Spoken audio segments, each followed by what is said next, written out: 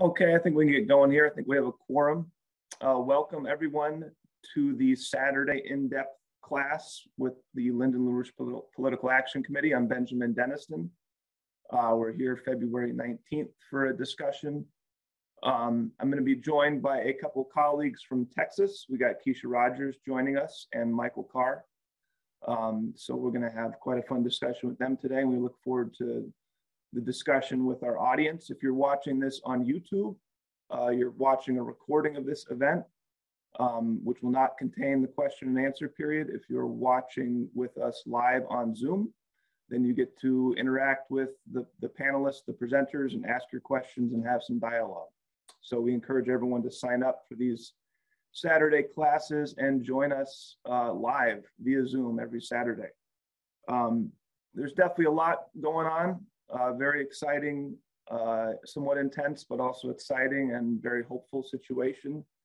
I'm sure everyone's been watching the developments with the protests in Canada and the truckers, protesting against the mandate policy and the outright fascist responses coming from the Trudeau government. That's clearly getting a lot of attention and showing the true colors of these globalists pushing these policies. We're also seeing some, continued revelations on the attacks on President Trump, the spying on President Trump, all the efforts that went on to try and stop him from implementing the policies and the mandate that he was elected to implement. So, there's a lot of developments. I think they all really fit under one theme, which is the continuing battle between the globalists, if you want to call them that. Maybe a better term would be the oligarchs, the, people who think they're a ruling class, operating under the view of an oligarchical system would be probably the more historically accurate term for that. The globalist tends to have a popular resonance these days, against what you could call the patriots, the nationalists, the Republicans with a small r, the general population that believes in Republican democratic systems in which they want the right to shape their own future, and they want the right to elect governments and have representative governments that represent them, represent their ideas in defense of their nation and their posterity. I think that's becoming clearer and clearer and clearer that there's really not another fight going on right now in the world. That's the primary dynamic, and that's really been a primary dynamic throughout much of history, this kind of fight. It could be a much more in-depth discussion on that. But a lot of what we're seeing really comes down to that, and you're seeing different expressions of it, different particular issues arise in which that conflict is forced to a real point of emphasis and attention. But it's really comes down to that general point. You have this globalist class, this oligarchical class that's trying to, run the world in an oligarchical system and eliminate any ability for sovereign nations and their populations to shape their own future, right? Exactly the opposite of the founding principles of this country, right? Exactly the opposite of the Declaration of Independence, the Constitution, right? This is the same form of empire imperialism, what you're seeing in Canada, what you're seeing, even with this attempted craziness around Ukraine. This is the same type of imperialism, oligarchism that we fought our revolution against. And and the United States population, the American population has it in their bones, in their gut, and they need to continue to fight. And we're seeing a growing fight, which I think is very encouraging, against this. What we want to talk about today is where that needs to go. There's a lot of good inclinations of people, fighting against these kinds of oppression. And they talk about freedom from, oppression. But it's not just, freedom to do things. It's fighting for the ability to progress society, progress your nation, progress humanity generally, to evolve, to continue to make new leaps into completely new areas and domains of human development, right? To continue this long arc of progress in human history. That's what we're fighting for. It's every human being has the ability to make an immortal contribution to the betterment of society, to creating completely new states of existence of society that would never exist without the contributions, the creative actions, the creative contributions of the individuals and of society. That's really our destiny. That's what it means to be human. And any system, globalist system, oligarchical system that tries to take that away is inherently evil, inherently goes against the natural law for mankind and should be defeated. But we also need a positive conception of where we want to go, where we need to go. And today we're going to continue on some discussion we had last week about the importance of space and space exploration in that context. That this is the next frontier for mankind. If you look at the long arc of history, this humanity is always, when it's healthy and run and operating under legitimate systems of rule, and people allowed to pursue their natural inclinations, you've always seen mankind progressing to new levels of existence. This is something that Lyndon LaRouche used to speak of as successive economic platforms, for example. You know, he said you can trace the development of mankind, the long arc of the development of mankind, through the earliest phases of transoceanic navigation, exploring across the seas, exploring up river systems that defined a certain level of population you could maintain, a certain level of technology, a certain level of existence of the human species on the planet. But you had revolutions that transformed that, right? The first major being, from this perspective, the development of inland canal systems, which began to allow people to not just travel, you know, ocean navigation being the major backbone of early civilizations in terms of transport of goods, transport of people. As soon as you had these revolutions where you began to interconnect major river systems with man-made canals, you transform the entire topology, the shape of the economy, where goods could be traded, where people could move more efficiently, more quickly, and you opened up entire new areas of the planet for development, for progress, right? It created a qualitative leap in the existence of the human species. The next major leap you had beyond that was the development of rail systems, which for the first time created the ability for vast economic activity, again, transport of goods, transport of people, across continents, across territories, across large, vast land areas where you didn't have rivers. You didn't have an easy ocean connection from point A to point B. You didn't have a nice large river system you could navigate to get from here to there. So this opened up, you know, obviously for the United States, the history of the Transcontinental Railroad, right? To put it in concretes, probably the prime example of this evolutionary stage, you know, opening up the entire country, Atlantic Ocean, the Pacific Ocean for development, you know, created a complete transformation in what mankind is capable of.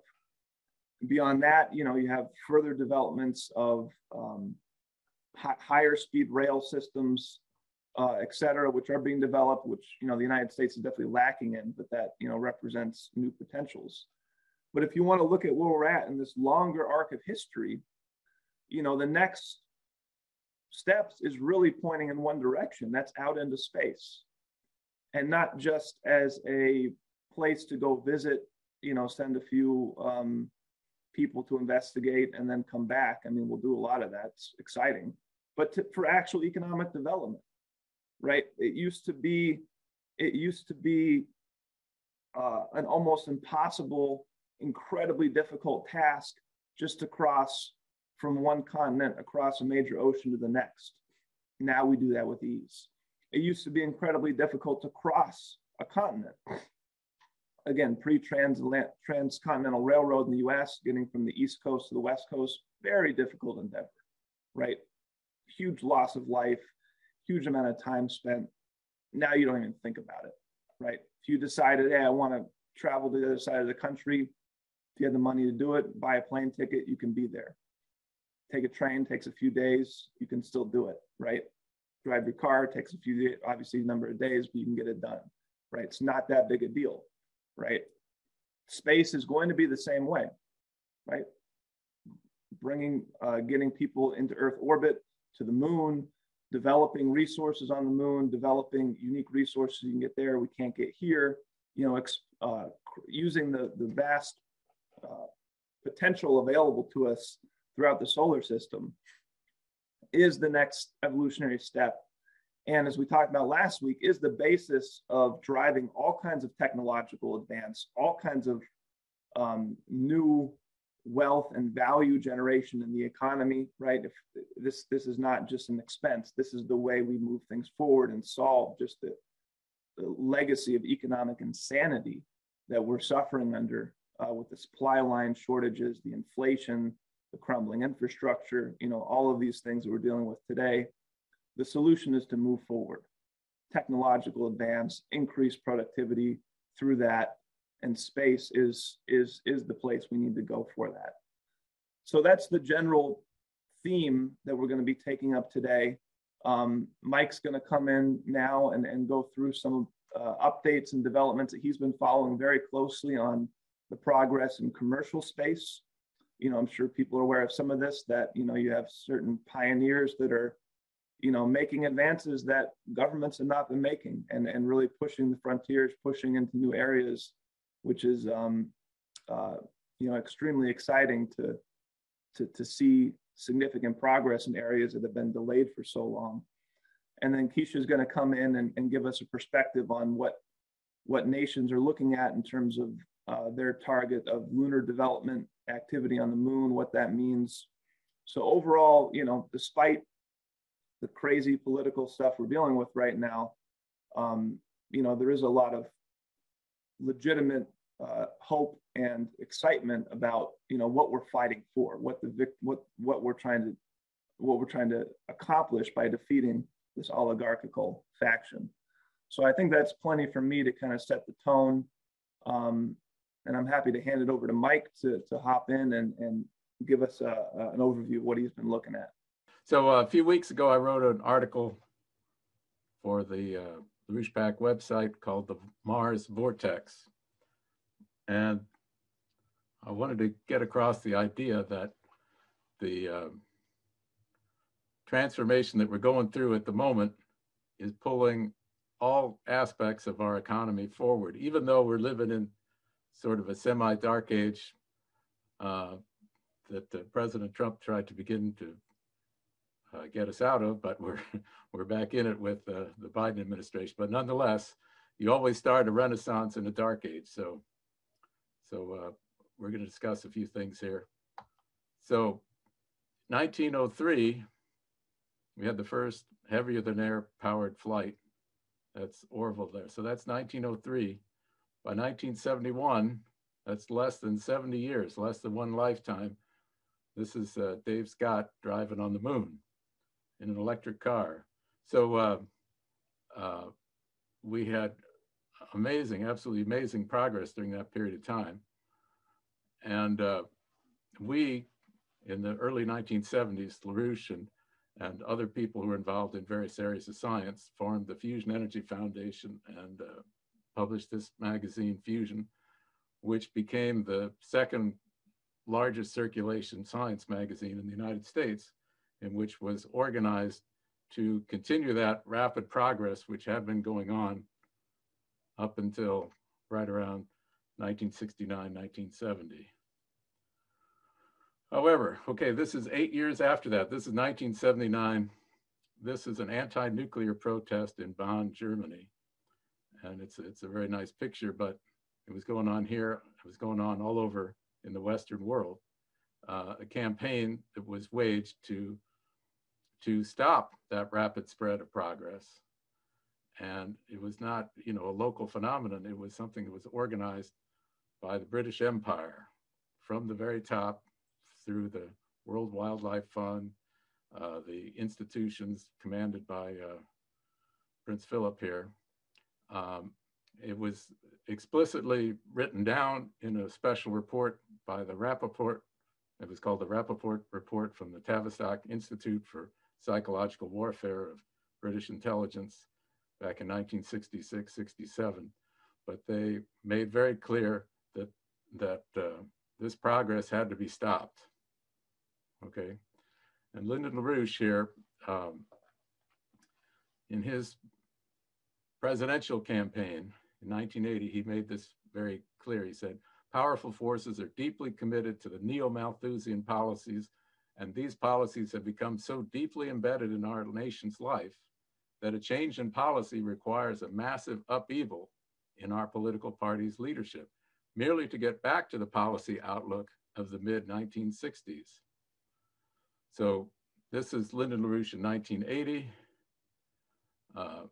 He was identifying a process of decay that was being promoted, where the water systems became older, power systems, factories, cities, everything was put into like a limbo deliberately.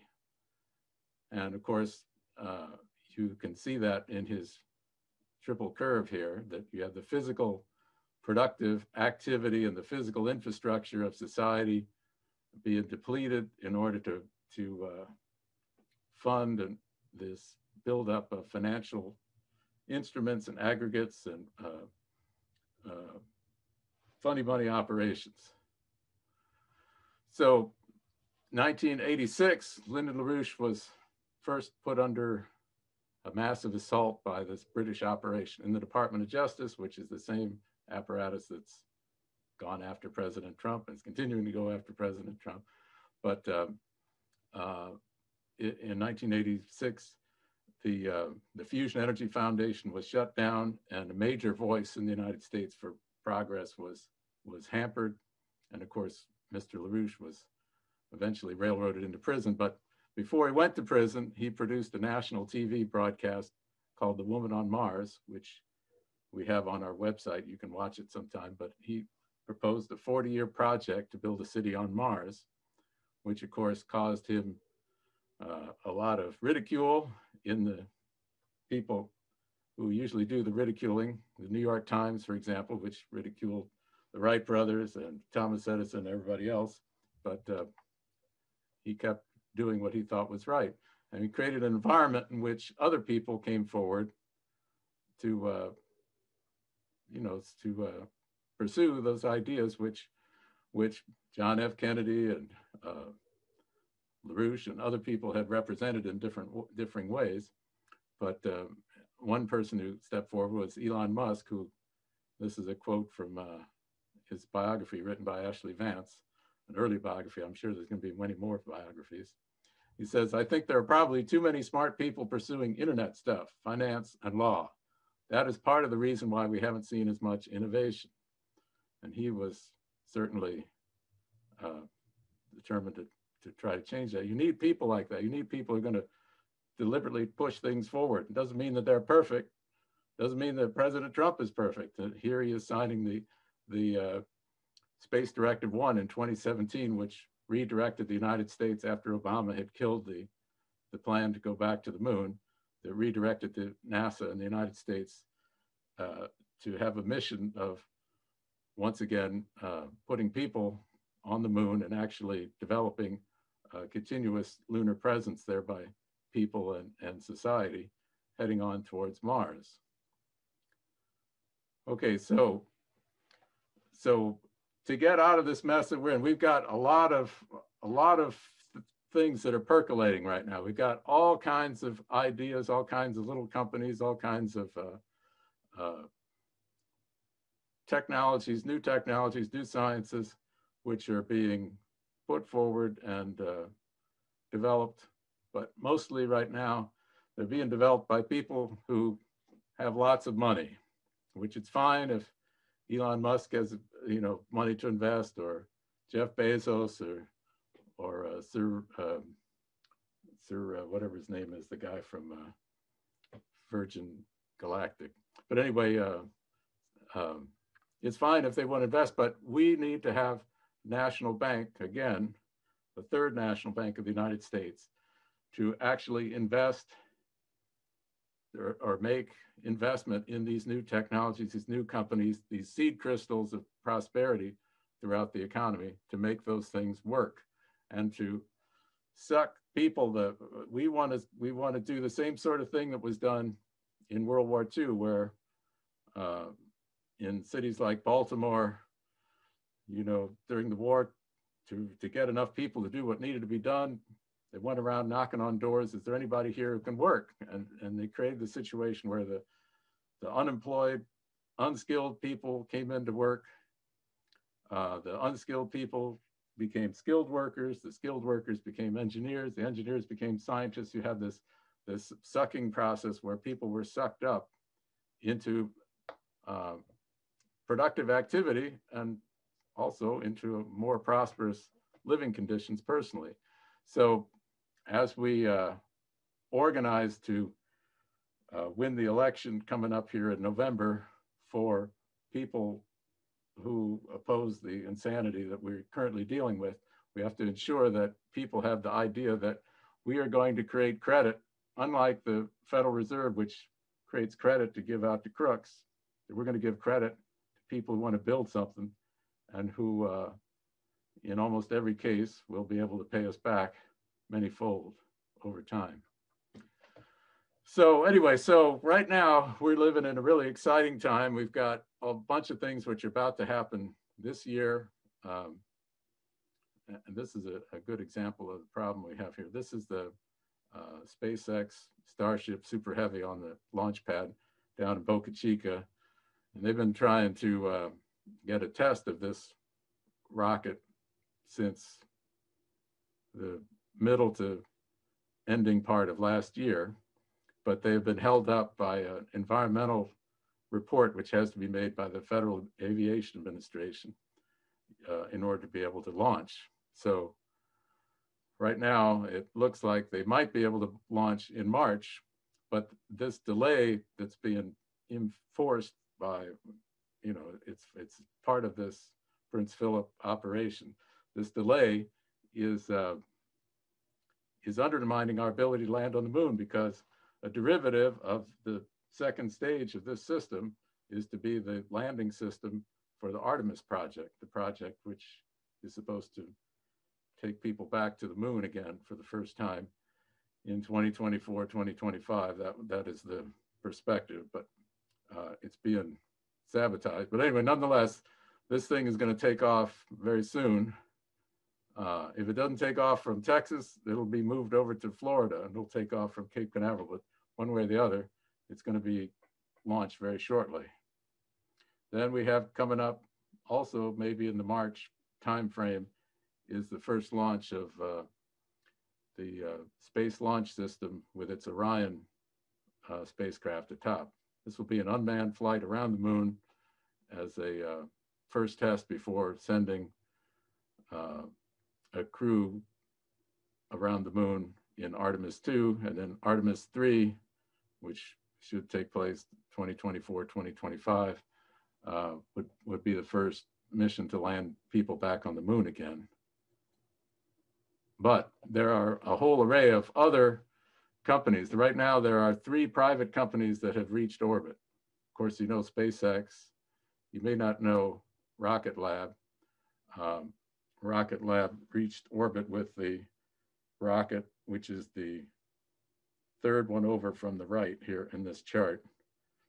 And they're building the next rocket over to the left as a heavier lift rocket, which would be a competitor with the SpaceX Falcon 9, which is the second rocket from the right. The rocket on the far right is also about to take off on its initial flight. That's the United Launch Alliance Vulcan Centaur. And then the third company is called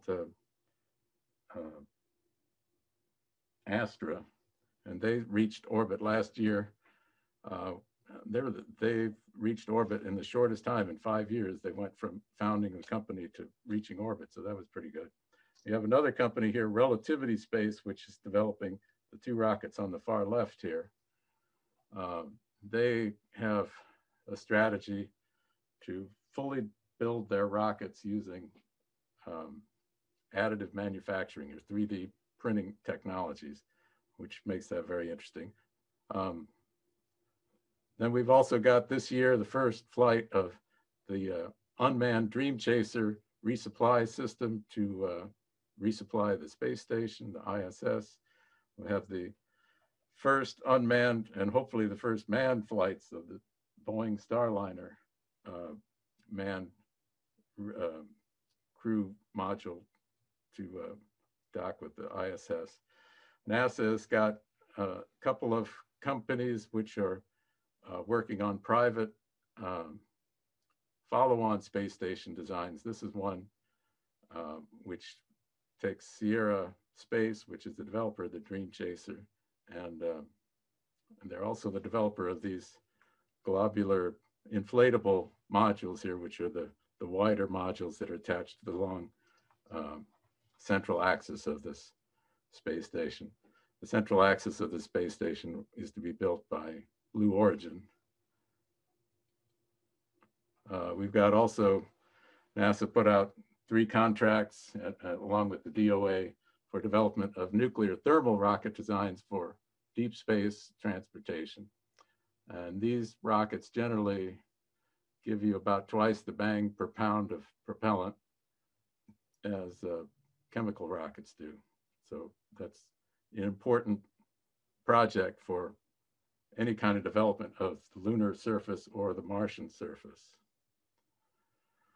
So, but there are a whole array of other technologies. We have fusion rockets, the process of fusion, which we've talked about many times. We've got electric propulsion, which uses electromagnetic acceleration of I guess you would say particles. Usually you use xenon gas and you ionize it and you accelerate the nuclei out the nozzle. And so far it's usually been powered by solar power, but if you had nuclear electric propulsion, it would work much better. There's also the possibility of propulsion from external application of laser energy to well, there's several different designs, but anyway, these are all technologies which need to be developed, and we need to pour credit into these areas. We've also got advances going on in aerospace. Okay, there's a company from Colorado called Boom, which is working with NASA's low boom technology project to develop a Mach 2 commercial airliner, which would have a very low boom, or a hardly noticeable boom, let's put it that way, and allow use of this aircraft across land areas. Unlike the Concorde, which had allowed sonic boom and it was prohibited from flying over land areas in supersonic speeds, this vehicle would be able to fly across the United States, for example. Now, this is something which United Airlines has already ordered 15 of and put 20 options for another batch out there. So even though it's a company that's brand new, it's a company that's got a lot of potential. There's another company in Atlanta called Hermeus, which is developing a Mach 5 aircraft, both for military and commercial usages. And this is a brand new company also made up by some people out of Georgia Tech. Very interesting. Then you have, this is a British company, Reaction Engines, which has developed the air-breathing rocket engine, which would allow the development of space planes, which could use the ambient air for for their jet engine during the acceleration up to about Mach 5, and at about Mach 5 you close off the air intakes and use onboard liquid oxygen to get the rest of the way up into orbit. But that is something which would really change our relationship to getting into and out of orbit. It's not a very nice thing to be splashing down into the water as a regular means of getting back from space. This is a much better system, but it has to be developed, and right now nobody is really, I mean, this company is developing the engine technology, but there's no company, no government which is really putting the money into developing the spacecraft that really needs to be done. That's an area where investment will be required. We got other technologies. They're not directly space technologies, but they are related to all the work that goes on into every aspect of artificial intelligence and advanced computing systems. So we have this company named Too Simple, which ran an unmanned truck across Arizona for 80 miles on the interstate I-10 last December, and which plans to start running trucks in Texas between their hubs outside of Houston, Dallas, and Austin shortly. Maybe this year, maybe next year. We'll see how that works out, but that's a very interesting technology. We've got other computer-related technologies which offer lots of very, very interesting possibilities. A bunch of different companies are developing what are called neuromorphic computer chips. The chips that we use today, the chips that are in your phone, that are in your computer, they use the von Neumann architecture, in which you have your central processing unit, which has to access memory, and memory is in a different place, and everything is separated into different sections of the chip. But in your brain, all of your neurons are interconnected, and your memory is right along in the same place as your reasoning is taking place. So the people who are working on these kinds of chips, which include, IBM and Intel and little startup companies, these companies are trying to make computer chips which are architecturally designed a lot like the human brain, which is very interesting. Then you have quantum computers, which, nobody really knows if they're going to have too much application or not, but there's a big race to develop that. Then there's Neurolink. I have this robot here on the right, which is a robot for drilling leads or electrodes, or however you would want to put it, but they're little, very, very fine wires. You put them into a person's brain, and you connect the person's brain directly up to a computer. And this has demonstrated the ability to use the mind via this Neuralink device to control a computer or control other things. One of the hopes is that this would allow us to allow people to walk who haven't been able to walk, things like that. Anyway, those are some of the areas that are of interest. Up on the space station, there's work that's been going on creating artificial retinas or artificial retina tissue, which can be inserted into a blind person's or a very badly visually impaired person's retina, so that they would be able to see, not perfectly, but see better than previously. We've got bioprinters up on the space station, which have been experimenting with building artificial organs and biochips, which are being created to develop artificial tissue, which can be used to test medicine on or other kinds of treatments without having to do the tests, or at least to do tests prior to actually testing on animals or humans. Last December, we've had an artificial kidney that was implanted in someone successfully. That holds a lot of promise. This is the Lamb division retina work that I was telling you about. There's all kinds of work going on in 3D printing of all different kinds of things, everything from rockets, as I mentioned before, to machine tools, to structures. On the left there is a barracks being built for the Marine Corps. On the right is a house that was built using very large scale 3D printing of concrete structures. And something similar to that will probably be used on the moon using lunar regolith with some other treatment. We've got all kinds of work that's been going on into artificial vertical farming, hydroponics, aeroponics.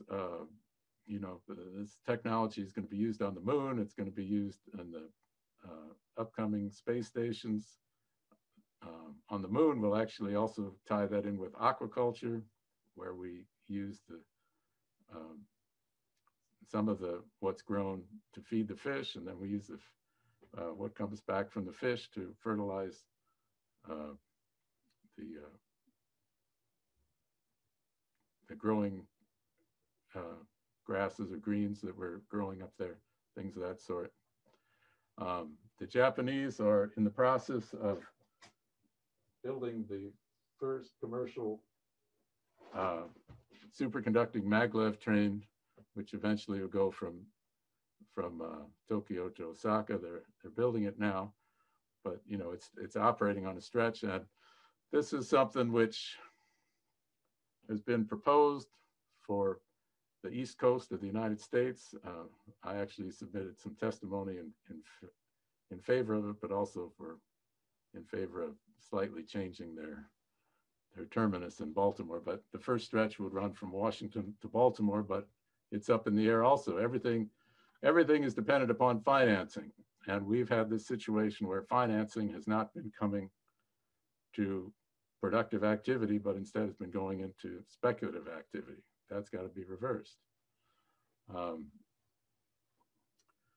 Here's another related technology. This is another company which has another idea about getting into orbit by spinning a small rocket around and around as if you were holding a sling on your arm or a bolo and running it around rapidly, and then letting it fire up into space, and then you fire the small rocket to circularize your orbit and go into orbit. Not for people, but for small satellites. Anyway, they just did a test last year of a subscale system, which you're looking at right there. But that's related to something that we've been campaigning for a long time, which is the use of superconducting magnetic launch systems to launch spacecraft into orbit, applying the energy on the ground rather than having the spacecraft have to carry along all of the fuel to get into orbit. So anyway, that's also a very interesting project. Then on the fusion research, besides the big projects people hear about, the ITER project over in France, which is a very slow moving giant project. It's a good project, but it's very slow moving. There are probably 3 dozen small little companies, mostly in the United States, but also in Canada and Europe and China, other places, who are working to develop commercially viable, generally smaller fusion projects. And this project by Helion is one that may be the first one to achieve a commercial product out of this, but this is something that's going to be happening within this decade, that we're going to have electrical generation from fusion power. That's not something far off. So this is a huge, huge new enterprise. All of these projects are going to be sucking people into them if we have the credit. We'll be taking people who are wasting their lives doing stupid things, and we're going to suck them into doing productive things, and we're all going to become richer. This is a drawing of a new scale, small modular reactor building where there's 5 little reactors in there. And these reactors can be built on an assembly line and shipped on rail cars or flatbed trucks and deployed very rapidly, more in a manufacturing method than in a more construction style method that's much slower. This is a much faster process once we get it going. There are a whole bunch of companies developing these kinds of technologies here and around the world, as well as, of course, the other technologies. But our nuclear program in the United States has been greatly crippled by this process that we're discussing here. And then, of course, finally, one of the biggest things that needs to be done is to deal with water, too much and too little. We need a national and a continental water system, which of course we've been talking about forever and ever, but you need a national bank to do this. It's not going to be done by going around and getting a collection from the local farmers and businesses. It requires national credit.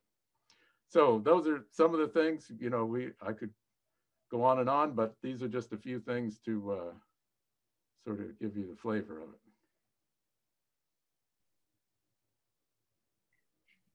Great, Mike.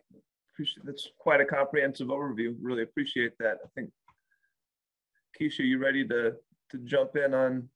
Yeah, I am. And I'm gonna also, I want to just take some questions as we're going through, and because I think I'm going to take questions in the course of the discussion but I should say, Mike, someone just asked, I just wanted you to take this up real quick. How large are the reactors that you were just referring to? I think you're muted. Individual small reactors, I believe, are 60 megawatts. So if you get 5 of them, that's 300 megawatts. If you get 10 of them, that'd be 600 megawatts. But they're much smaller. Today, a large nuclear plant is usually around 1 gigawatt, 1.1, 1.3 gigawatts electric. You always have to separate the electric output from the heat output, because the heat output is always much more than the electric output. But the big ones are usually around 1.1 to 1.3 gigawatts. So they're much, much smaller, but they can also be built much faster, and they can also be pretty much left without very much maintenance or oversight. They're pretty much self-sufficient systems, and they can be deployed internationally very easily. We should build up the big ones too. We're not saying not to build the big ones, but we're saying there's a whole new industry, and it's all new kinds of applications will be made available. Like you have a motorcycle industry, you also have a bus industry, you have a semi industry. These are all different industries, and they're all using similar technologies. But you wouldn't want everybody to be driving a semi trailer. It wouldn't fit in your garage. Good analogy. I like that. Right. I think he follow up to the questioner is also curious about the actual physical dimensions, the size dimensions, if you know that offhand. I don't know that offhand, but you have to think about because there's many different companies. That was just one. I don't know the particulars of that one, but you should think of a flatbed truck or a container, typical shipping container, or a rail car that would be able to carry major components of such a system, if not the entire system all at once. So you have the major components, and then you just assemble them together the way you would assemble a bridge or you know, a steel bridge or something like that, or girders on a, well, that's probably not a good example because that's more complicated. But the point is that these are things which you can bolt together and stick in the ground, and with minimal handcraft, carpentry and welding and all that sort of thing, which is associated with building a huge nuclear plant that we build today. And the fusion systems that we were talking about from the little companies, they're all much, much smaller than the giant system that's going up in France right now. In particular, because they're primarily using superconducting magnets and new ideas about how to use superconducting magnets, which allow you to do things in a more compact fashion. So I'll stop with that. Okay, great. Well, I'll start with continuing from where you left off. I'm gonna be brief here because I want to get to more questions, but I think it's urgently important that we look at the excitement of what Mike just presented here from the standpoint that these are not just nice projects and nice things to do. This is what's going to propel, as Ben said, humanity forward. Who's going to build these projects? When we look at what's happening in our society right now, someone brought up in the Q&A, the drive toward war. You know, how can we be thinking about these things when, you know, there's a drive toward war with Russia over Ukraine? China's the enemy. Everybody's the enemy. But the question is, and the enemy at hand right now are the ones who are keeping our young people from developing their creative capabilities to propel mankind forward with the most advanced discoveries. And this is the difference between human beings and animals, is that we can overcome our differences. We can find common ground to work together. And we're going to be talking about this because what I want to bring in is that into the discussion is what's now going to be a driving force for mankind in the exploration of space. Why are so many nations looking to the moon and Mars? And this is something that Lyndon LaRouche, as Mike said, has been really making a commitment to for several decades before his passing. He strongly drove a commitment toward space exploration as a driver for a crash program for scientific and technological progress.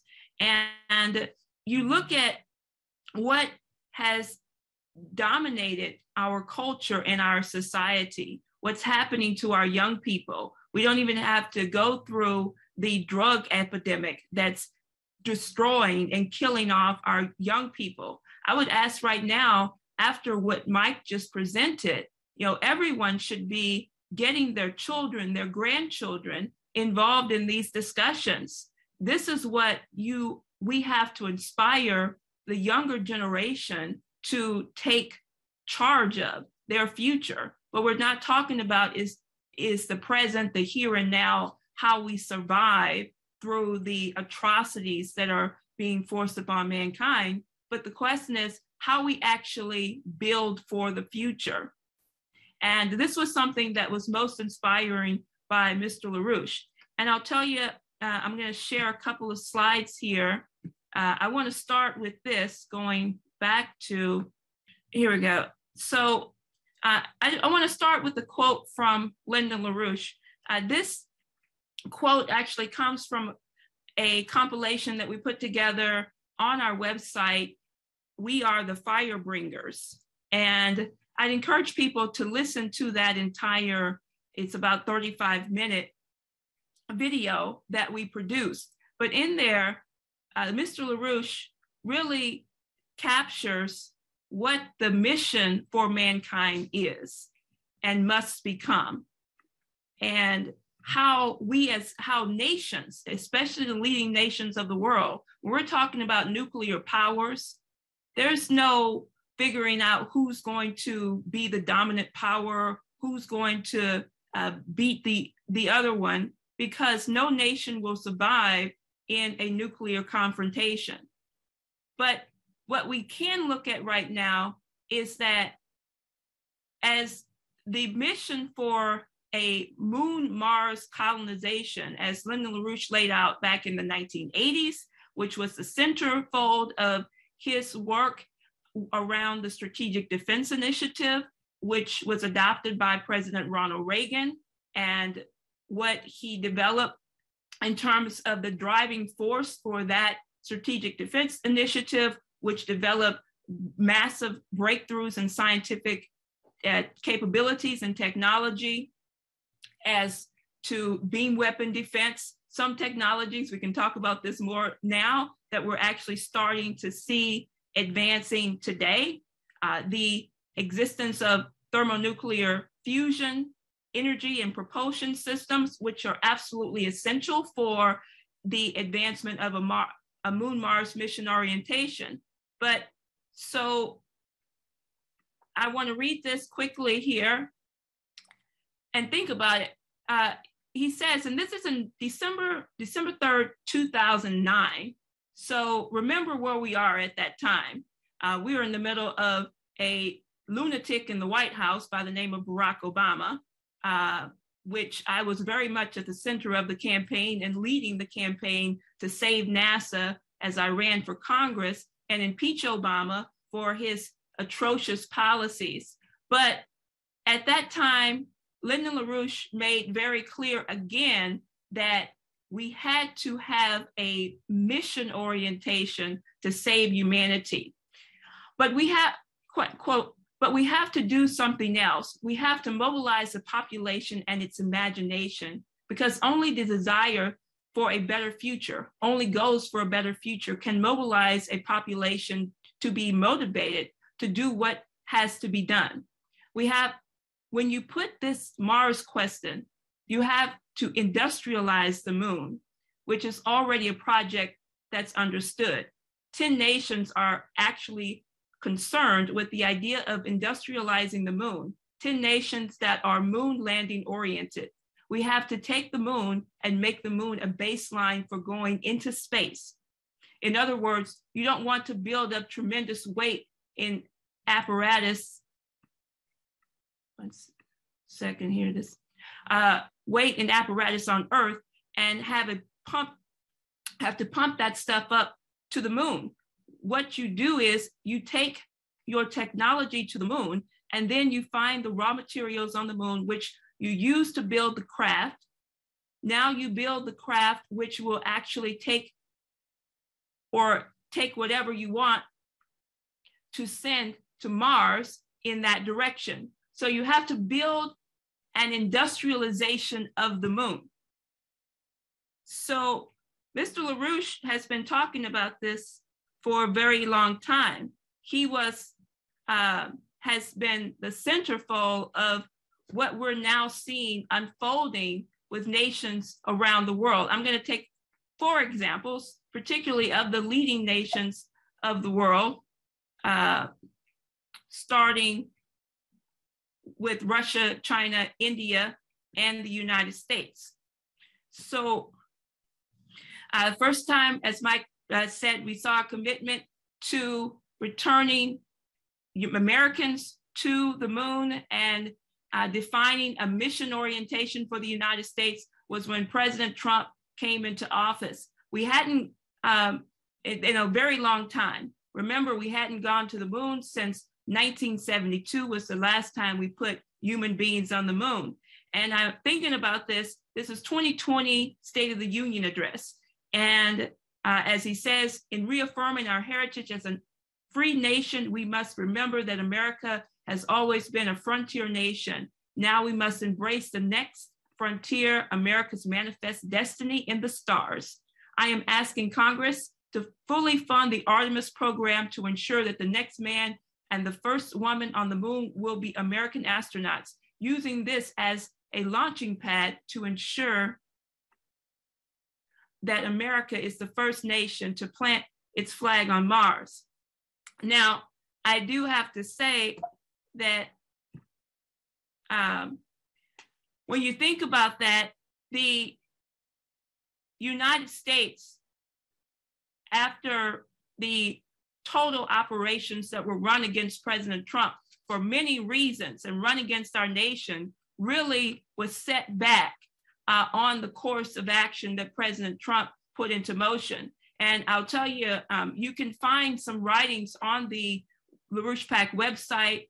You can go to my page where you're looking at right now, that commitment is really being jeopardized by the current administration, because as we should be driving the mission forward for exploration to the moon and Mars, we're sort of lagging by the fact that we put more attention on the mission toward climate change, as we were talking about earlier, and also toward diversity, equity, and inclusion. I have to tell you, just as a side here, that one of the top areas of the NASA Advisory Council and the National Space Council under Vice President Kamala Harris is to put as the forefront of the space mission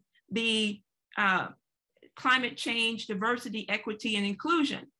And so what we need to do is we need to demand that the mission that was set forth in 2017, 2020, to fully fund NASA, to fully fund the Artemis program that under President Trump, that was set forth, that we don't not allow that to be jeopardized and set back any longer. And I just want to highlight a couple of things here, because right now we are looking at, this is the Artemis Phase 1 lunar surface by 2024. Because of some of the setbacks, we may be going to the lunar surface by 2025, but we are still on course because there are people fighting to secure this mission orientation. And the first thing that's going to happen is by April of this year, the United States is going to launch the Artemis 1 mission. Artemis 1 is going to be the first mission to take an uncrewed mission that's going to go to the moon. It's going to test the technologies and capabilities of the Space Launch System, the SLS rocket, as well as the Orion, the SLS rocket, Orion spacecraft uncrewed. The second mission is going to actually launch a crewed mission around the moon. This is going to take place in 2024. And so it's going to go around the moon with, in 2024, they're scheduled to choose 4 astronauts by the end of this year. They're supposed to be selecting the astronauts there. So this is now the other aspect I want to show you of what the first landing capability, and this is where we start to develop relationships with our commercial partners. The Commercial Lunar Payload System, the CLIPS program, has selected the Astrobotics and their landing system to take the Viper Rover.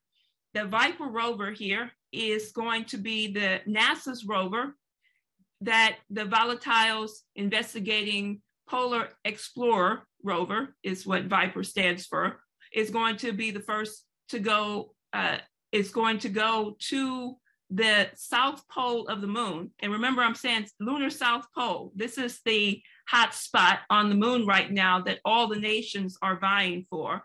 And it's going to investigate water ice on the moon. This is to launch in 2023. So it's going to, Viper is going to land on the moon with a Falcon Heavy, SpaceX Falcon Heavy rocket by 2023. just before we send human beings to orbit around the moon on the Artemis 2 mission. Now, I'm going to skip this because of time, but I will post it, basically giving you the landing site of the Viper Rover. This is a very exciting video. NASA has selected the Nobile crater as its landing site for the Viper rovers to start to investigate the volatiles of the moon, water ice on the moon, in the shadow craters of the south pole of the moon. Okay, so just a couple of highlights. The United States is not the only nation, as I said, that's vying for the moon. You have Russia and China and India are moving aggressively toward a lunar landing missions as well. And as a matter of fact, this is Russia's Luna 25 lander, and it is scheduled actually to go to the moon this year in July. The Luna 25 mission is going to be a part of a big group of missions that are going to be in collaboration with China. So this mission is going to be the first mission to launch, to start to prepare the way for a international lunar research station or lunar base on the moon. And this is an example of what the International Research Station is going to look like. This is going to be driven toward 2035 is, as in the next decade, there will be a number of missions going to the moon, building toward this research station. That's what Russia and China are doing. At the same time, the United States is doing the same. It's going to the South Pole for sustainable development of the moon and to actually go and start to develop a base of operation on the moon for the long haul. And this is a question of cooperation in these areas. So as a matter of fact, what this is here is geosynchronous satellite launch vehicle is India's largest launch vehicle. And it is, India has just announced that in August, it is going to be launching a mission to the lunar South Pole as well. So I do want to say a couple of things also before about the China's mission, because they're aggressively moving forward right now, that people should know about this and understand why we need an aggressive push in the United States to make sure that our mission toward a lunar exploration and development mission continues. So just so you know, I think people know this, China was the first nation to land on the lunar far side with their Chang'e 4 lunar mission, their lander, and their U-2 rover that's been functioning on the moon since 2018. They've announced 3 additional, let me just say that they also advanced aggressively with a Chang'e 5 sample return mission, and that sample return mission successfully returned samples to Earth. And now they have 3 additional missions that they've launched that's going to be focused on the lunar South Pole. And those missions include the Chang'e 7, which is a highly advanced mission. It's going to be launched in 2024, and it's going to be launched from the Wenchang launch station. Some of the highlights of this mission is that it's going to include an orbiter a relay satellite, a lander, a rover, and a mini flying spacecraft that's going to help to seek out evidence of ice water on the moon, on the lunar far side. In addition to that, the Lunar 6 mission, which was originally scheduled to be the mission as a backup for the 5 sample return mission, is now going to be scheduled to do a sample return later of lunar rock from the lunar South Pole. And then they also announced the Chang'e 8, which is going to be the first step toward establishing the baseline for the International Lunar Research Station with Russia and other partners. So that's to give you a sense of, where we are, the idea that there's no holding humanity back. We can get into a confrontation as to, who is going to, beat whoever to the moon. But the reality is right now that unless we get our priorities straight and actually say that we're going to have a commitment, as the US was the leading driver for not just space exploration, but technological, scientific advancement. That's what we need to re-emerge in our society right now. So there's a lot more I can say about that. I want to get to your questions and discussion here.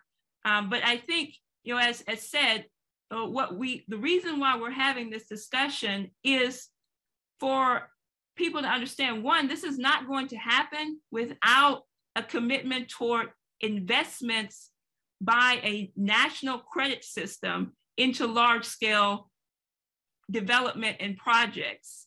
Mike developed this very, very well. These are not just nice ideas here. This is what's going to save our future, save our young people, give them a mission. We need to train them in various developments of understanding space, not just space exploration, but various developments that are crucial for technological progress, getting them to understand how do you build out these systems. So that's what I want to say. I think, just given time here, I'm going to go ahead and leave it there, and then we can kind of take up some questions and discussions now.